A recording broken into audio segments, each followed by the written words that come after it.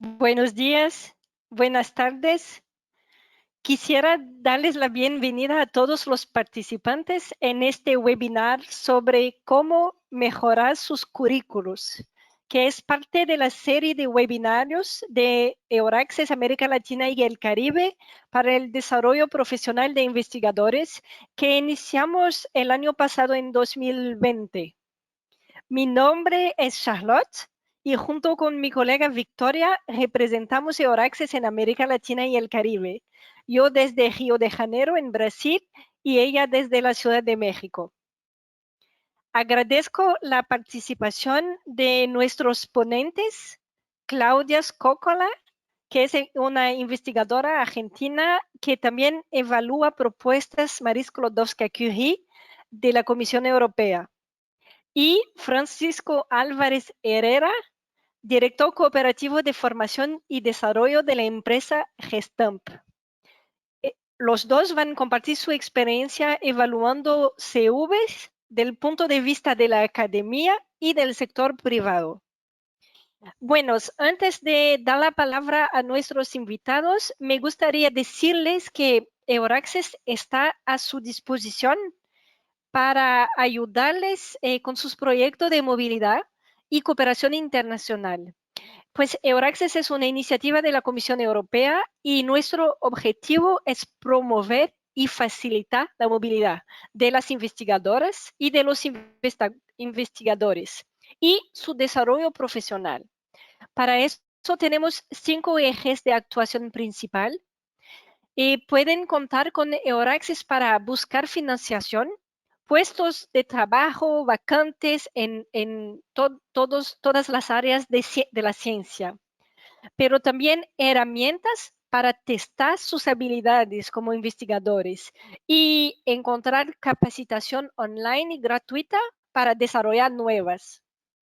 Pueden también contar con Euraccess para encontrar socios en Europa y obtener ayuda para preparar su llegada en un nuevo país europeo para una estancia de investigación.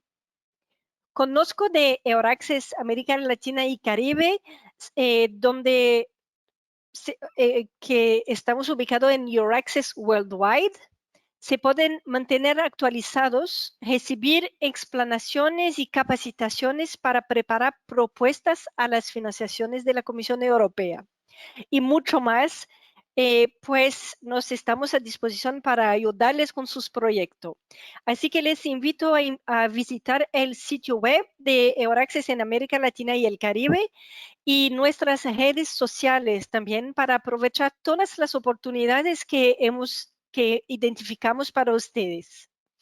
Y pueden ponerse en contacto para contar más sobre sus proyectos.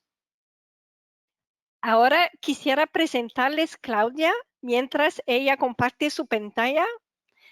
Claudia Scoccola es profesora adjunta en la Facultad de Ciencias Astronómicas y Geofísicas de la Universidad Nacional de La Plata, en Argentina. Solo decirles que también es investigadora independiente del CONICET y que su área de especialidad es cosmología. Finalmente, aunque Claudia hoy evalúa propuestas de Marie Sklodowska-Curie para la comisión evaluadora, también fue becaria postdoctoral, ¿no?, de Marie Curie en el Instituto Max Planck de Astrofísica de Múnich, en Alemania. Y así que ahora le dejo la palabra a Claudia para su presentación y le agradezco muchísimo. Bueno, gracias a ustedes por la invitación. Bueno, yo soy Claudia Scoccola y soy doctora en astronomía, así que la visión que les voy a mostrar hoy es de una persona que evalúa desde ese lugar, ¿no?, de investigación. Entonces, a ver si puedo pasar la pantalla. Ahí está. Entonces, antes de empezar, lo que yo les voy a contar es desde mi experiencia, tanto como postulante en la Marie Curie y en otras posiciones doctorales, como evaluadora de las becas Marie Curie y de otros programas de becas doctorales, postdoctorales o de investigación. Entonces, mi visión es siempre desde el ámbito académico, con énfasis en la investigación y también en la docencia universitaria. Y la otra aclaración que les quiero hacer es que este es mi punto de vista y no necesariamente es el punto de vista de otros evaluadores, ¿sí? Bien, entonces, el currículum vitae, el CV, es básicamente la historia académica del postulante, ¿no? Entonces, tiene que contener toda la información académica relevante y tiene que hacerlo de manera clara y concisa.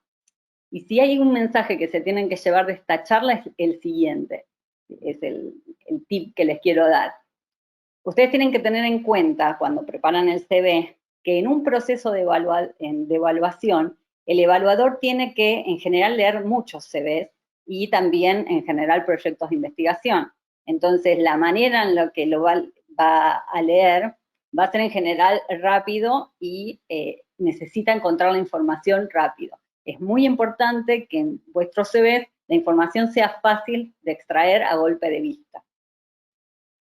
Entonces, hay dos tipos de currículum, unos que se llaman resumen o resumé, que es esquemático, es el típico de una página, y lo que llamamos propiamente CV, que es más bien una historia académica y laboral completa. La longitud del CV varía y depende un poco del lugar a donde ustedes se van a presentar.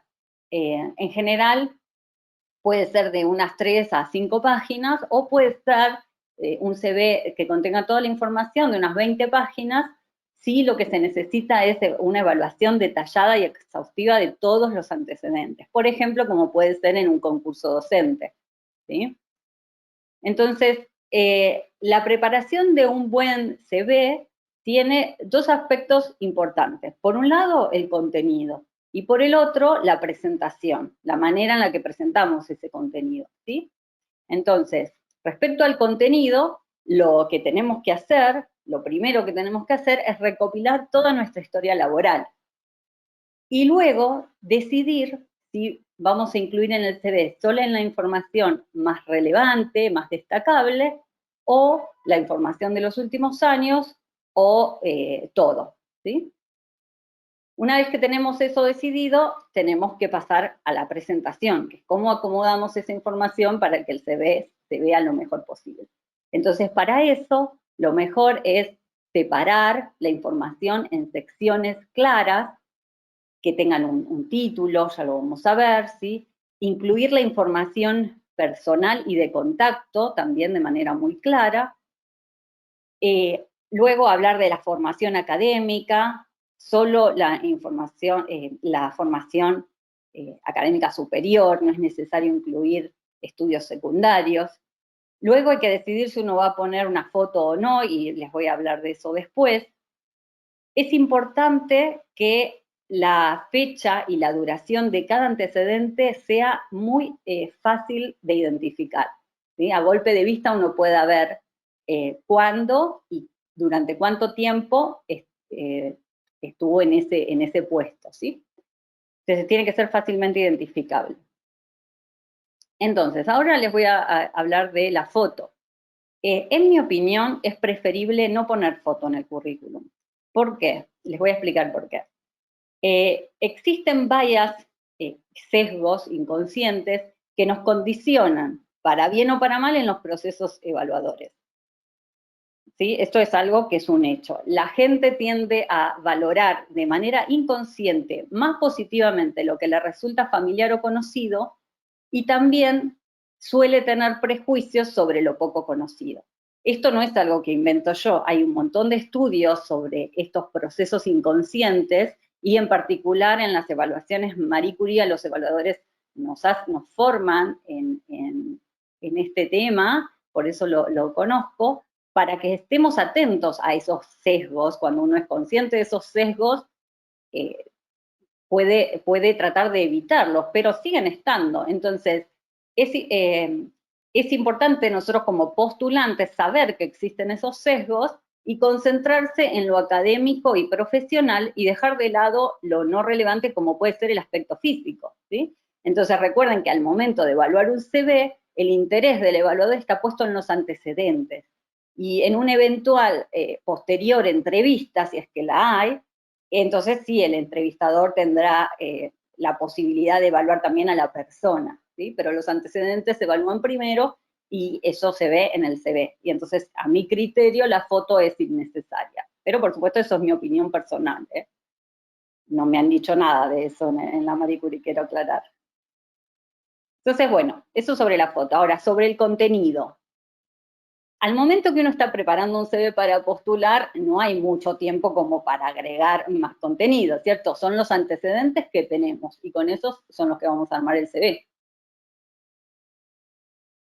Entonces, como les decía hace un ratito, hay que decidir si para ese puesto particular es necesario presentar toda nuestra historia laboral o limitar, por ejemplo, la historia laboral de los últimos años. Esto va a tener también, va a ser diferente en el caso de que el postulante sea una persona joven que recién se inicia en el campo laboral o con mucha experiencia. Cuando la persona tiene mucha experiencia, tal vez selecciona lo que sea más relevante para ese puesto o lo que sea más actual. Luego es importante incluir la información personal y de contacto, por ejemplo, el email, el teléfono, la página web si uno la tiene, y la dirección va un poco a criterio de uno si la quiere poner o no, o si se lo están solicitando, la dirección postal, ¿sí? Entonces, como dije hace un ratito, incluir la formación académica superior, no es necesario poner estudios secundarios, salvo en el caso de gente muy joven que tal vez está todavía estudiando en la universidad, en el grado, y entonces por ahí sí quiere hacer referencia a sus estudios secundarios. Pero en general, luego de obtener el título de grado, ya no es necesario hablar del título de posgrado, de los estudios secundarios. Es importante, según mi punto de vista, no poner información que es irrelevante para el puesto. Uno puede tener formación en otras áreas que son independientes y tal vez para el puesto, si hay mucha información, no es necesaria. Entonces, por ejemplo, por poner un ejemplo, estudios en la Academia de Bellas Artes, para presentarse a una posición postdoctoral en astrofísica, no tiene sentido, lo dejamos afuera. Luego, en cuanto a los antecedentes laborales, destaco que es importante que los lugares de trabajo previos sean identificables, no poner siglas que solo son conocidas por las personas que trabajan en esa empresa, poner el nombre completo de la empresa o el lugar y el lugar en el cual está la empresa. Y importante para la gente más que nada de investigadores o de ciencia, si participan en reuniones, congresos, conferencias, poner claramente en ese ítem que uno está poniendo en la conferencia qué rol tuvo. No poner solamente la conferencia, sino poner si es participante, expositor, un expositor invitado, destacarlo, organizador, etc. Si presentaron trabajo o no, y si dicho trabajo va a aparecer en el acta del congreso o no. Ahora, respecto a las interrupciones laborales por licencias familiares, en particular las licencias de maternidad-paternidad, pero también puede ser un periodo donde uno tiene que cuidar a un familiar y por ese motivo se reduce la eficiencia en el trabajo. ¿Qué conviene hacer si hay un periodo vacío en nuestra historia laboral por este tipo de situaciones? Si se refiere a una licencia de maternidad o paternidad, la manera más sutil de introducir esa información en el currículum es poner en la información personal el estado civil, que puede ser opcional o no, pero digo el estado familiar, y el número de hijos con el año de nacimiento. De esa manera, el evaluador inmediatamente ya sabe que en ese periodo es probable que la producción haya sido menor. Eso es algo que sabemos todas las personas entendemos esa situación. Entonces esa es una manera muy sutil de ponerlo. Y en el caso de cuidado de familiares a cargo, entonces ahí va al criterio del postulante, o puede hacer algún comentario de ese estilo en la parte de información personal, o simplemente lo puede dejar pasar y lo charlará eventualmente en una entrevista.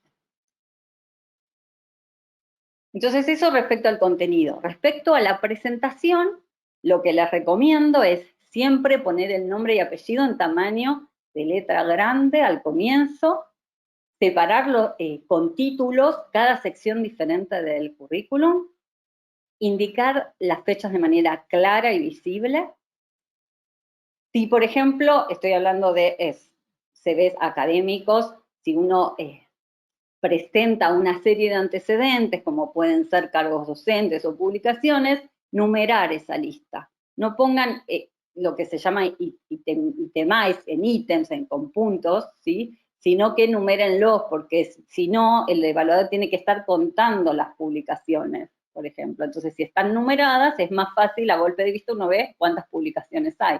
No hay espacio para la confusión. Y otra de las recomendaciones es ordenar los antecedentes por orden cronológico inverso, es decir, lo más actual primero, ¿sí? Ahora, respecto de los idiomas, yo les recomiendo usar un esquema cuantificable del estilo o el internacional, que cataloga los niveles como A1, A2, B1, B2, C1, C2, o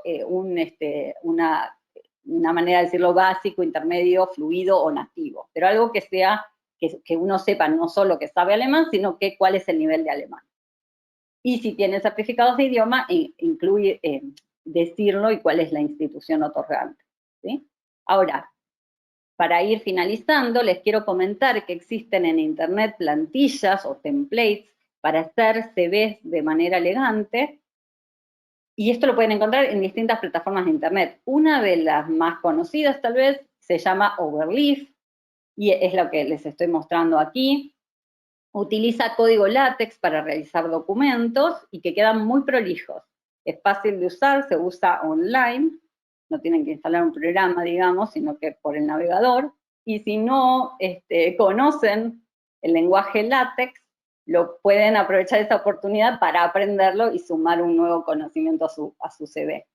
Entonces acá les dejo la página, es overleaf.com, se pueden hacer una cuenta gratuita y enseguida luego vienen a donde dice nuevo proyecto y buscan, por ejemplo, en esta lista donde dice CV, y ahí van a poder tener un montón de plantillas para elegir para hacer el CV.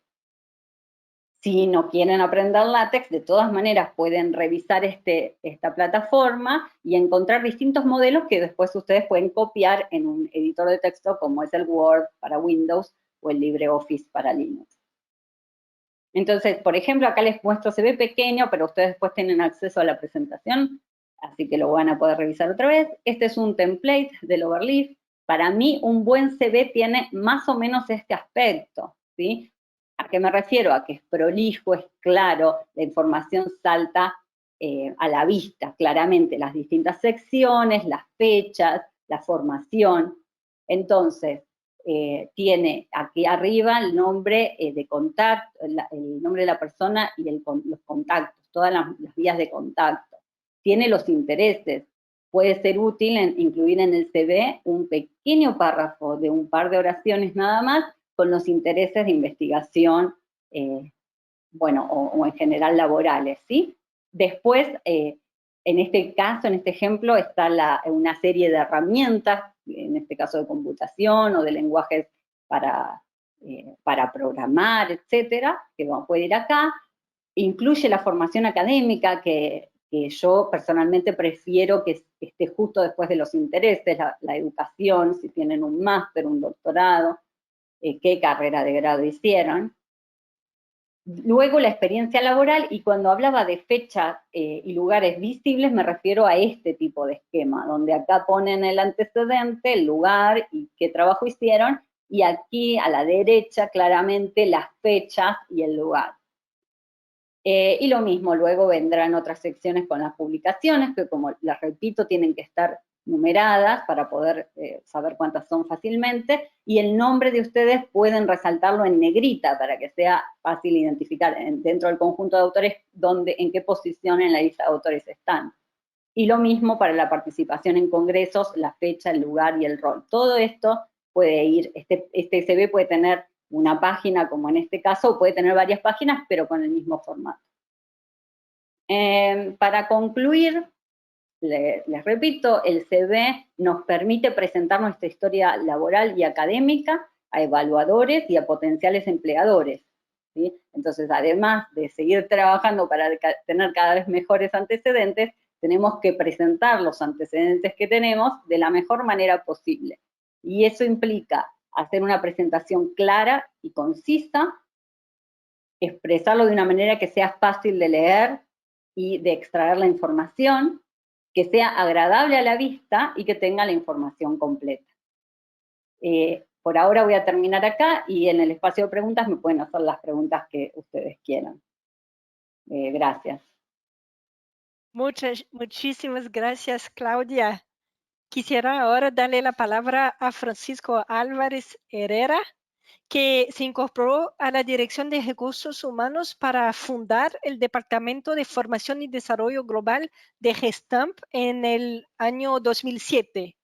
Con amplia experiencia en la gestión de recursos humanos desde su incorporación a Gestamp, ha participado en la puesta en marcha de la Universidad Corporativa de Gestamp y también el Instituto Tecnológico de Gestamp en el País Vasco y varios programas de posgrados y planes de sucesión internacional con carácter global. Francisco, la palabra es suya.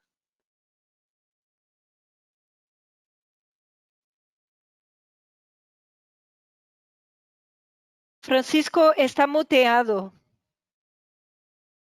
Al final vamos a tener que hacernos una camiseta con I'm muted. Perdón.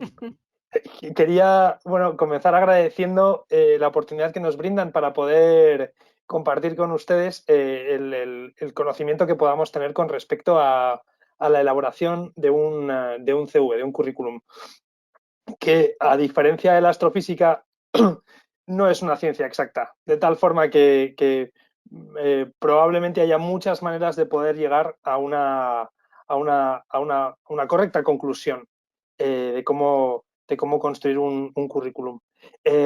A diferencia de la presentación de Claudia, con un foco en el ámbito académico, a mí me gustaría añadir que mi visión es una visión de corte empresarial.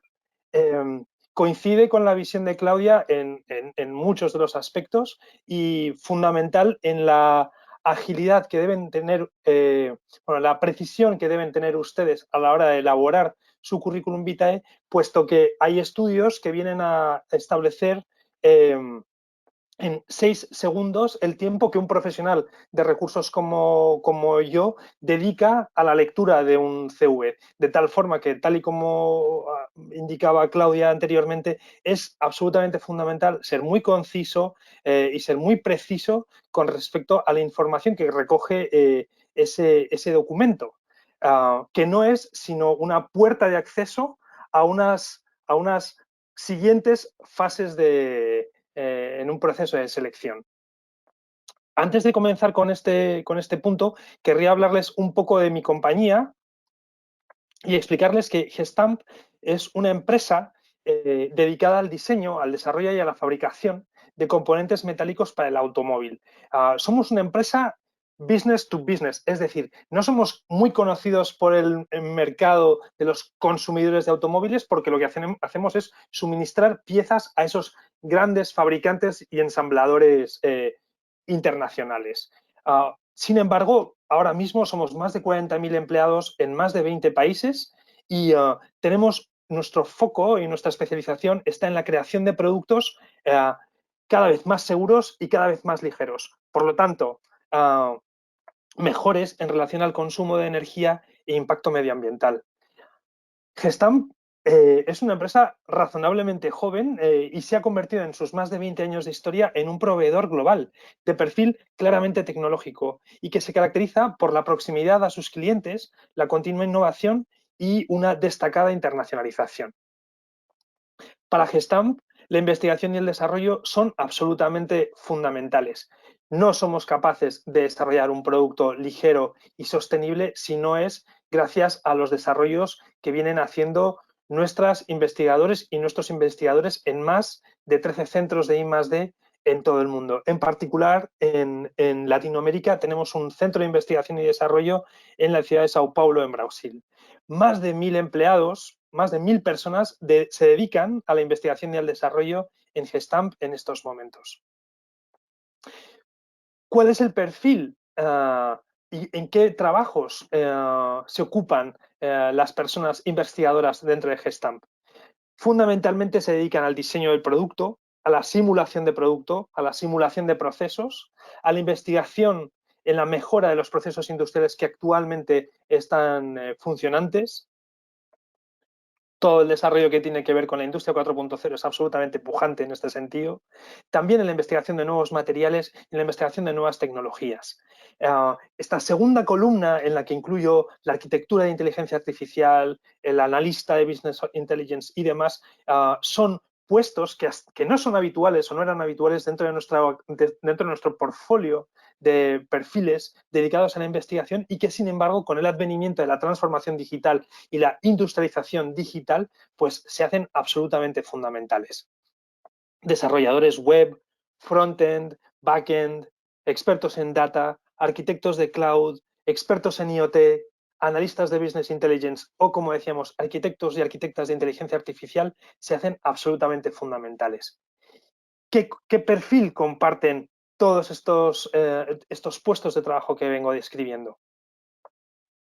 Y es, en definitiva, el perfil que deberían ustedes conseguir trasladar al currículum vitae de querer trabajar en alguno de estos puestos que acabo de describir. En primer lugar, es absolutamente fundamental que sean ustedes capaces de demostrar que tienen un conocimiento especializado en la disciplina, en la materia. En segundo lugar, a diferencia tal vez del entorno académico, en este caso la investigación y el desarrollo tienen una aplicación dirigida al negocio, de tal forma que vamos a buscar un perfil de persona investigadora que tenga una clara orientación a resultados de negocio. En tercer lugar, absolutamente común en las características de una buena investigadora y de un buen investigador es la capacidad que tiene para buscar información, para diseñar procesos de investigación, conocimiento en métodos para la obtención de datos cuantitativos y cualitativos, habilidades para ser capaz de representar todo ese conocimiento en presentaciones, en resúmenes, en abstracts, capacidad para generar impacto e influencia y que todo ese conocimiento, esas líneas de investigación, pues tengan un impacto en los órganos de toma de decisión de la compañía, inteligencia emocional, gestión del tiempo, trabajar bajo las órdenes de otras personas que tal vez no tengan esa orientación tan investigadora y más de negocio, lo que va a requerir una enorme flexibilidad, creatividad, originalidad, innovación, constancia y tolerancia a la frustración, capacidad para resolver problemas y, sobre todo en nuestro sector, estar permanentemente atento a todas las situaciones imprevistas. Actualmente también es muy importante el conocimiento computacional que puedan tener estos perfiles de investigación y, como decía anteriormente, la flexibilidad es absolutamente capital. Estos son mis 9 consejos para mejorar tu CV. A diferencia de la explicación que venía dando la doctora Claudia, en el entorno de las empresas han aparecido reclutadores digitales. Es decir, que muchos de estos procesos de reclutamiento, de criba del currículum, ya no los hacemos personas, sino que hay APIs, bots que se encargan de ese proceso de cribado, de filtrado. De tal forma que es muy importante que a la hora de elaborar el currículum vitae, que puede ser susceptible de ser filtrado no por una persona, sino por un bot, cumpla con una serie de criterios fundamentales. Y el primero, aunque está en el 6º lugar, es no dejen ustedes de incorporar las palabras clave. Los bots seleccionan el texto e identifican cuáles son las palabras clave que asocian su currículum vitae con el perfil ideal del puesto que se está buscando cubrir. De tal forma que mi recomendación sería que agarren aquellas palabras que están presentes en la descripción del perfil del puesto y vean cómo son capaces de incorporarlas a su CV. Lo que significa que tendrán ustedes que construir un CV en función del puesto al que aspiran. Tantos CVs como puestos apliquen. sé que esto es muy laborioso y sé que esto suele ser pues, muy aburrido y tendemos a mandar el mismo CV que entendemos que es generalista y que sirve para todo, y sin embargo esto no suele ser una buena táctica si lo que queremos es superar a estos bots. En segundo lugar, Claudia ponía mucho foco en las características de un currículum vitae cronológico. Yo les hablaré del currículum vitae funcional. A diferencia del cronológico, que estructura el contenido en función de periodos y de fechas, el currículum funcional puede ser muy útil para aquellos de ustedes que transicionen desde el mundo académico al mundo empresarial y no tengan experiencia profesional en el ámbito de la empresa. De tal forma que a lo mejor una estructuración cronológica podría penalizarles, mientras que una estructura funcional en la que ponen el foco en cuál es la función que desempeñaron, cuáles son los objetivos que lograron y cuáles son los éxitos que alcanzaron a lo largo de desempeñando esa función, pues hará que el robot no ponga tanto foco en cuál es la duración o cuál es el espacio que dedicaron a una determinada función. En tercer lugar, me parece importante que no pequemos de falsa modestia cuando estamos preparando el currículum vitae. Sé que vivimos en la época de las polarizaciones y no es algo que me guste especialmente. Sin embargo, a la hora de preparar el CV, esa escala de grises no beneficia. Los bots, como bien saben por las redes sociales, suelen premiar a aquellas personas y aquellos perfiles que están posicionados o en el blanco o en el negro. De tal forma que aquí les pediría que, sin extremar sus posturas de forma poco tolerable o poco tolerante, sí les invitaría a que destaquen sus cualidades para ese puesto con evidencias demostrables. Yo ocupo esta función, he desempeñado estas actividades y he conseguido estos objetivos. Y por favor, no sean modestos. Ya habrá tiempo para la humildad y la modestia más adelante. En cuarto lugar, no es necesario revelar toda la información, solo es necesaria aquella que pueda llamar la atención del reclutador, de tal forma que esos currículum muy laboriosos, con mucho texto, en mi opinión, no ayudan al reclutador humano y mucho menos al reclutador informático a seleccionar su currículum de otros. Si muchos de ustedes vienen del ámbito académico, les rogaría que a la hora de redactar, redactaran el currículum vitae como si lo fuera a leer alguien como yo que no es experto en su ámbito profesional. Es decir, hagan una redacción comprensible para no expertos. Si un no experto comprende ese texto, estoy muy seguro de que un experto también lo comprenderá y además valorará la capacidad que han tenido ustedes para bajarse al nivel de los no expertos. No ahondaré en la parte de las palabras clave. Sí les recordaré que identifiquen aquellas palabras que son clave en la descripción del puesto y vean cómo las traducen a su currículum vitae.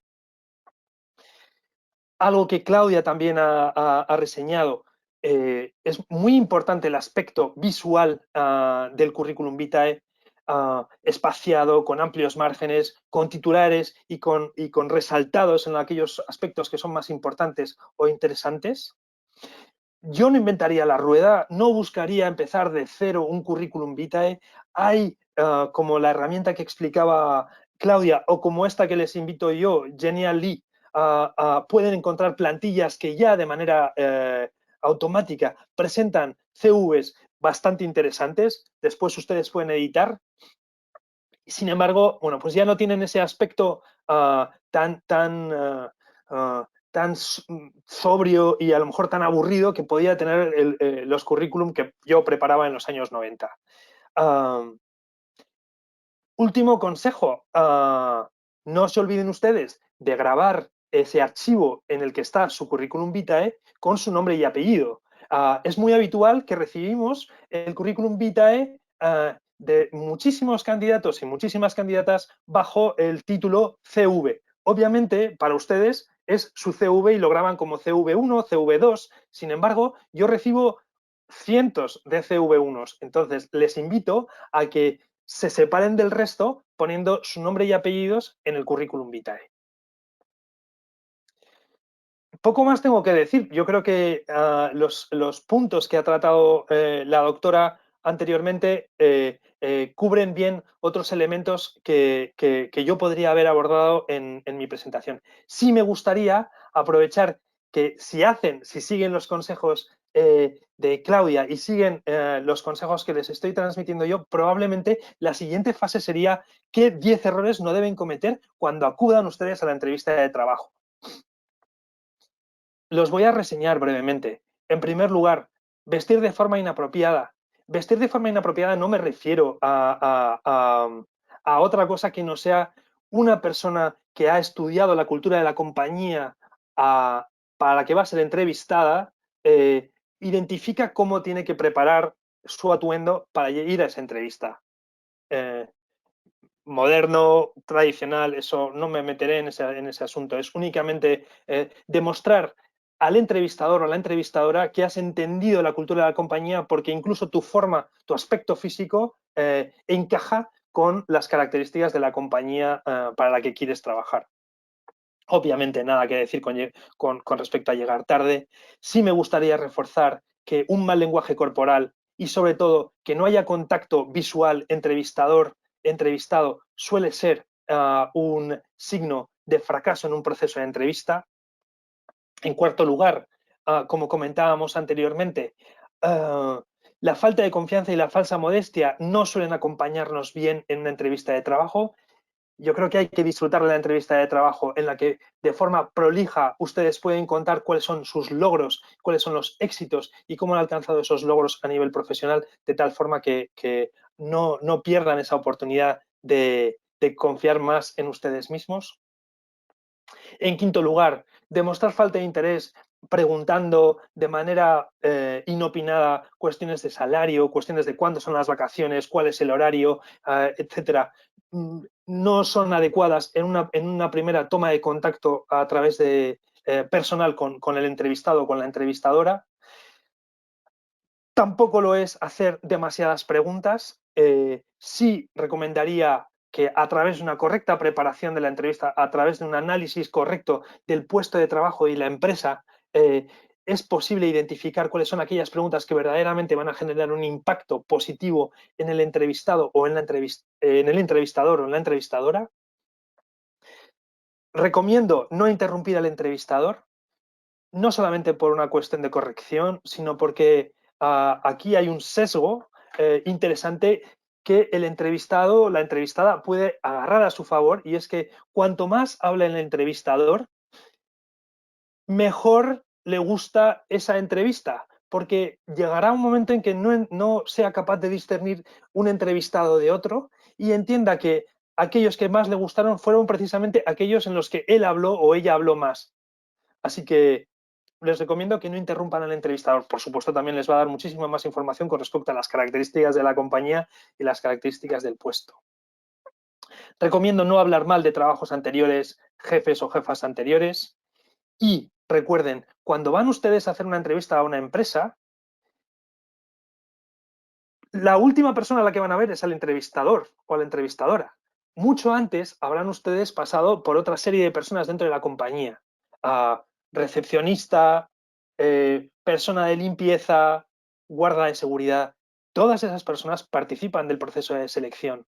Y el entrevistador, la entrevistadora, suele preguntar qué impresión te ha dado la persona que ha venido a nuestra casa. Así que sean ustedes agradables también con las personas que que les reciben a la entrada en la empresa. Poco más que Francisco, añadir. faltan 3 minutos. Nada más que añadir, Charlotte. Espero que les haya sido de interés y a su disposición para responder a todas sus preguntas. Muchísimas gracias por su presentación y me alegro que las dos hayan se integrado tan bien y que están de acuerdo con muchos de los consejos que fueron compartidos. Así que ahora vamos a pasar a las preguntas. Pueden escribir sus preguntas en la parte que se llama pregunta del módulo de GoToWebinar y mi compañera Victoria va a leerlas para los ponentes. Victoria, le doy la palabra. Muchísimas gracias a nuestros ponentes, Claudia, Francisco, por estas presentaciones tan interesantes. Y ya tenemos unas preguntas para ustedes. Voy a empezar con la primera pregunta que nos pregunta Laura. Dice, en caso de solo haber impartido un semestre, ¿es válido colocar esa experiencia o mejor no se coloca? Si es para mí la pregunta, sí, es válida, es muy válida. Perfecto. A veces no tienen como el nombre del ponente, entonces si Francisco también quiere agregar algo, entonces Sí, yo aquí haría una precisión. Claro, depende. O sea, sí es válido, sin duda alguna, y es importante, o sea, todo conocimiento suma. Muy probablemente en ese proceso de aprendizaje Laura haya adquirido capacidades y competencias que es importante resaltar en el currículum vitae. La cuestión es dónde. Si es en la parte de experiencia académica, no puede resaltar como una actividad académica concluida, entiendo. Entonces, no sé si eso puede ser si no lo puede meter en experiencia académica, probablemente tendrá que buscar otro espacio donde pueda colocar ese conocimiento. Por ejemplo, en logros, por ejemplo, capacidades, ¿sí? Perfecto, muchísimas gracias. Bueno, vamos a continuar con la siguiente pregunta de Elizabeth. Dice, muchas gracias, Claudia, muy clara la información. ¿Las referencias laborales o académicas también son importantes? Sí, son importantes, pero no son absolutamente necesarias. Si tenés gente que ya sabés que te puede escribir una carta de recomendación y está abierta a que la incluyas en el CV, está bien que lo pongas, pero si vos vas a pedirlo solamente en el momento en que te pidan las referencias, está bien también, no es obligación poner en el CV las referencias. Además pueden ser diferentes según el puesto al que uno quiera aplicar. Sí. En el entorno empresarial coincidiría con Claudia, no es necesario. Y es más, nosotros, o sea, la empresa puede perfectamente buscar esas referencias sin necesidad de que sean indicadas por el candidato. Normalmente, si aparecen indicadas por el candidato, vamos a entender que el candidato ha identificado referencias que van a hablar positivamente de él o de ella, de tal forma que pues ahí hay un sesgo que intentaremos evitar. Gracias a LinkedIn y herramientas de estas características, podemos hacer un seguimiento muy correcto de quiénes son las personas con las que el candidato o la candidata ha podido estar en contacto profesional y seríamos capaces de mandar un correo electrónico a antiguos jefes, antiguas jefas, sin necesidad de que estas referencias estén incluidas en el currículum vitae. Muchas gracias, Francisco. Otra pregunta viene de Cristina y nos pregunta, realicé voluntariados al mismo tiempo que estuve trabajando en una empresa.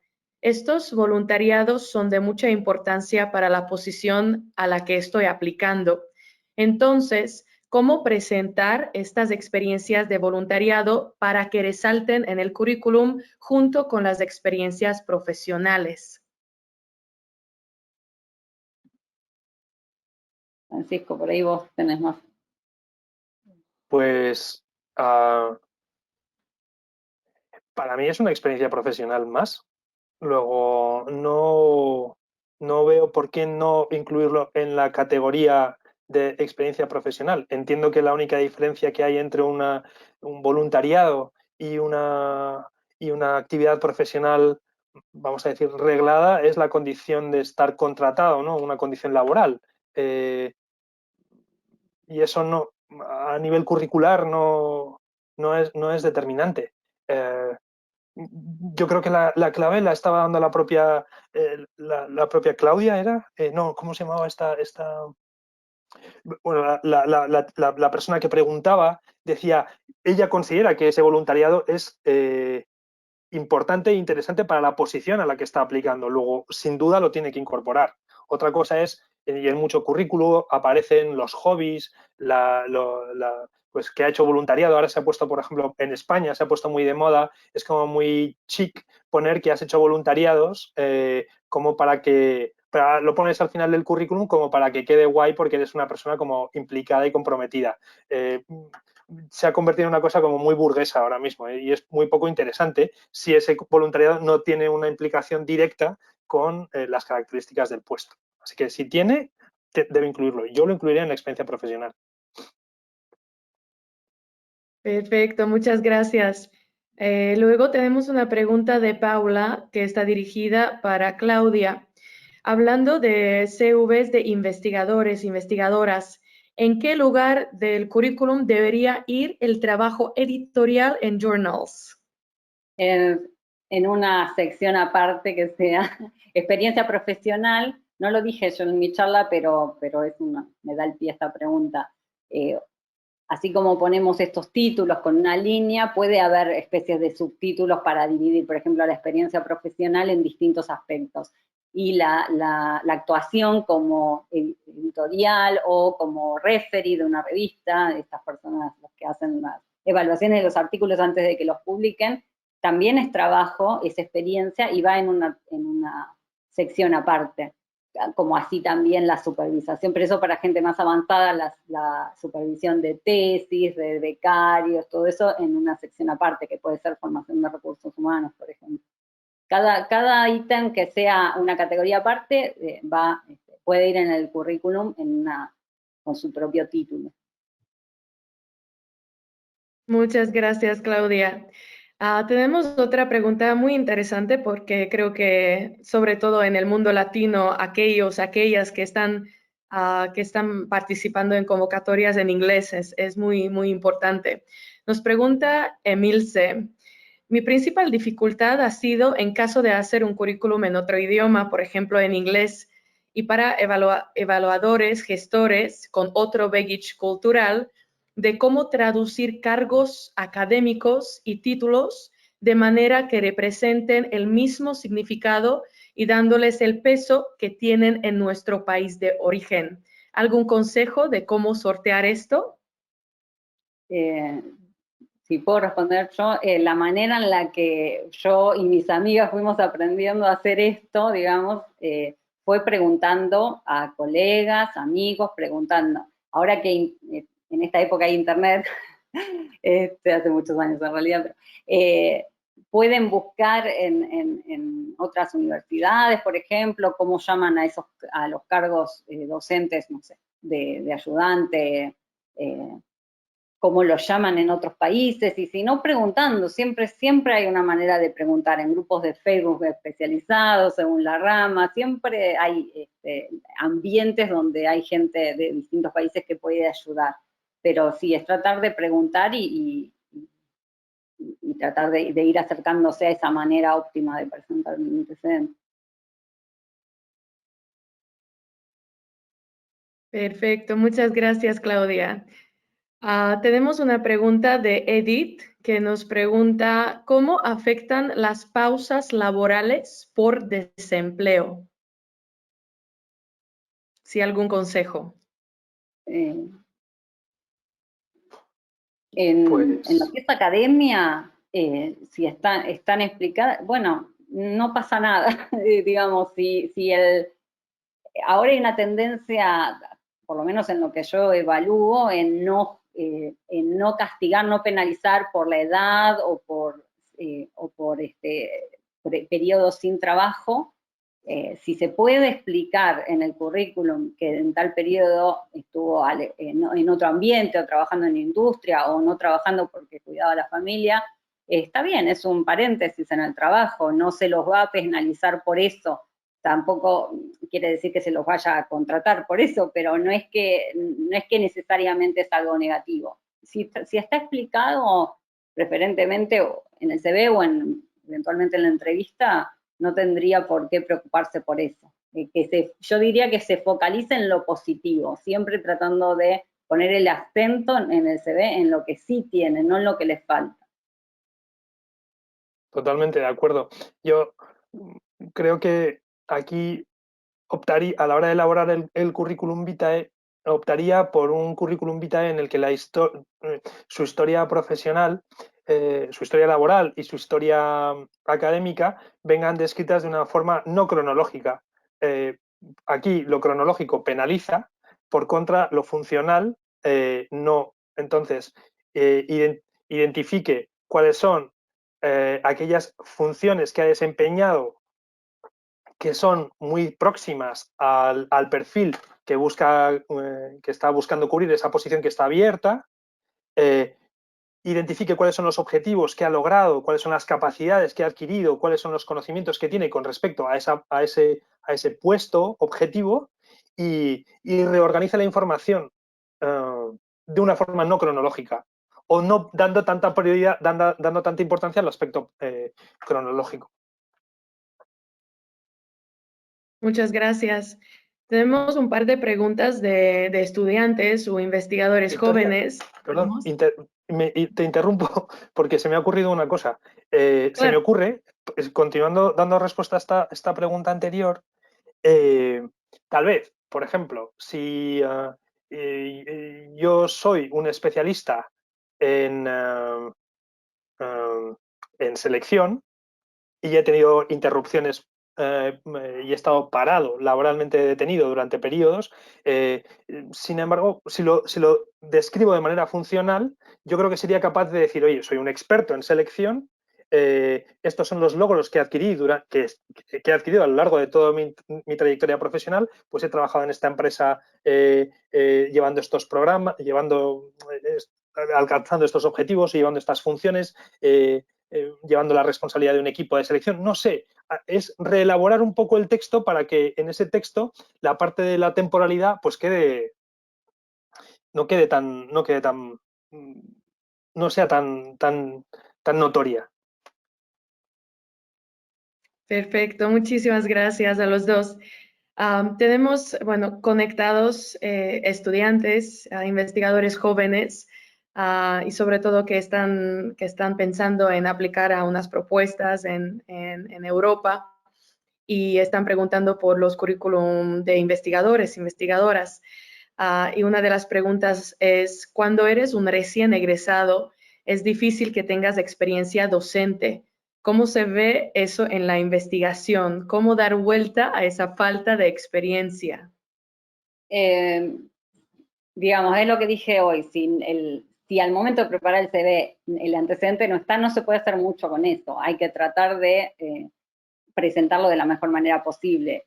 Obviamente, si hay tiempo y uno puede hacer algún tipo de práctica docente, se agrega, pero yo les voy a decir que tampoco es que es absolutamente necesario para la investigación, en particular para las becas Marie Curie. Si está la experiencia docente, tiene un punto más. No es que tenga un punto más, me refiero a que es positivo, pero si no la tiene es completamente entendible porque en algunas universidades no hay posibilidad de dar clases cuando uno está estudiando y no pasa nada, digamos. No es tan negativo. Pero bueno, hay que tratar de buscar cuando uno es joven cuáles son las experiencias que pueden, aunque no se llamen exactamente beca de investigación, pero si hizo alguna pasantía, ayudó en algo de investigación, estuvo relacionada, hizo un viaje de observación, de campaña, lo que sea, y tiene esa beta de investigación o de docencia, tratar de incluirlo. Sin mentir, por supuesto, pero cuando uno tiene el currículum muy vacío, no se tiene que preocupar, porque es normal, digamos. Sí, vamos aprendiendo cada año. Otra pregunta que viene de Fabiana nos pregunta, me gustaría saber qué piensan sobre otras plataformas tales como LinkedIn o Orchid para los que buscan posiciones académicas. ¿Vale la pena invertir el tiempo en ellos también?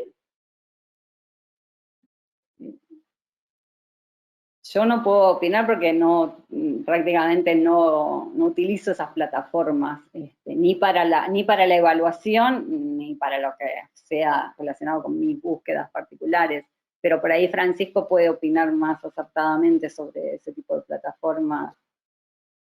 A nivel empresarial sí estamos empleando LinkedIn como herramienta para el reclutamiento y selección de perfiles profesionales. Así que si lo que está es persiguiendo una carrera profesional en el ámbito de la empresa LinkedIn es un buen espacio para colgar su bio, ¿no? su currículum vitae. Lo que pasa es que el funcionamiento de LinkedIn, para que sirva como herramienta de búsqueda de trabajo, no es tan sencillo como publicar, como colgar el CV y ya está. Hay una herramienta específica dentro de LinkedIn que le permite aplicar a posiciones que están abiertas. Sin embargo, el propósito de LinkedIn va mucho más allá y es generar una red, una comunidad o subcomunidades profesionales. Tal vez esa es la forma más interesante de desarrollar un perfil de LinkedIn, ¿no? Ir conectando con aquellos expertos o con aquellas expertas en grupos que pueda resultarles de interés. Comunidades de profesionales en el ámbito de la línea de investigación o la línea profesional que quiera desarrollar. LinkedIn es un mundo aparte. Como herramienta de selección puro y duro, yo diría que aún pues, es menos agradecido de lo que aparenta. Es muy user-friendly y aparentemente es como muy divertido de usar. Sin embargo, la respuesta que obtiene el usuario es que normalmente no recibe tantas llamadas de empresas como veces el usuario se pone a contactar a ofertas de empleo. Así que depende para qué lo quiere usar. Si lo quiere usar solamente para encontrar un puesto de trabajo, a lo mejor hay herramientas mejores. Muchas Como por gracias, ejemplo, Francisco. como ir Sí. directamente a la empresa que te interesa, y ahora todas las empresas tienen su portal de puestos vacantes y aplicar directamente allí es mucho más eficaz. Gracias. Viviendo en un mundo virtual, obviamente tenemos también unas preguntas relacionadas con esto. Sergio nos pregunta, ¿puedo poner cursos virtuales no relacionados con la oferta laboral o convocatoria, pero que me enseñaron habilidades blandas? Yo creo que sí, pero depende de para qué sea ese currículum, el peso que se le va a dar, ¿no? Siempre es bueno tener un conjunto de habilidades, pero después va a ser específico del puesto de trabajo qué es lo que conviene destacar. Porque también un curso virtual sí se puede hacer, pero tampoco por ahí están... a uno no le queda la seguridad de que haya aprendido tanto el concepto como haber hecho un curso presencial o algo más formal, Sí. ¿no? Entonces... Sí. Yo estoy de acuerdo. Un curso virtual en trabajo en equipo, y yo no lo incluiría. No. Y sobre todo, si no está relativo, no está relacionado con el puesto en concreto para el que está aplicando. No lo incluiría. Perfecto, muchas gracias. Bueno, tenemos tiempo como para 2 preguntas más, aunque tenemos muchísimas. Otra pregunta de Agustina. Quisiera consultar si es válido colocar links para ampliar información, por ejemplo, publicaciones web que participe o el portfolio en el caso de arquitectura. Muchas gracias. Yo creo que es positivo. Nadie le impide poner en el PDF de su CV, que sea el hiperlink, que se pueda cliquear y ya va en la persona que lo está evaluando si lo quiere hacer o no. Pero yo creo que es positivo más que negativo.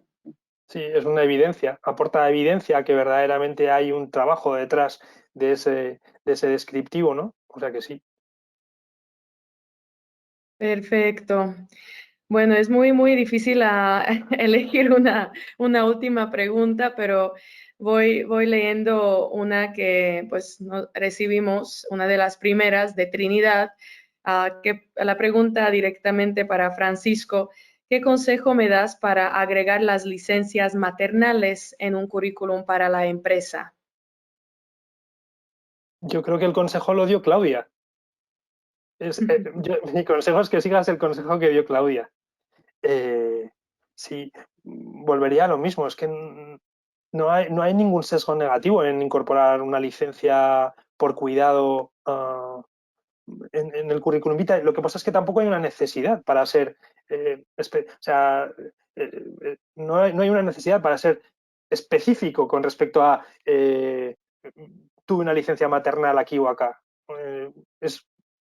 Nosotros nos fijamos mucho más en cuáles son las funciones que desempeñó, cuáles son los objetivos que alcanzó, cuáles son los beneficios que obtuvo la compañía mientras Trinidad estuvo desempeñando esta función, luego el tema de las licencias maternales, o como decía Claudia, el tema de la foto, son elementos que afortunadamente ya son historia. Ahí no, o sea, las empresas cada vez afortunadamente somos más diversas, inclusivas, y estos elementos pues ya no los valoramos negativamente.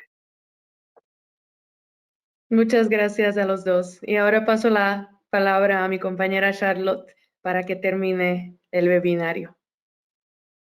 De hecho, muchísimas gracias a Claudia y Francisco y también a la red de alumnos del Programa Europeo Marie Curie, que apoya la serie de webinarios que organizamos. Recuerdo que la grabación de los otros 2 webinarios de la serie en español, los 2 acerca de cómo escribir un buen artículo y cómo escribir una buena propuesta para obtener un financiamiento, también están en nuestra página. Gracias a todos por su participación y buenas tardes, buenas noches a los que están en Europa.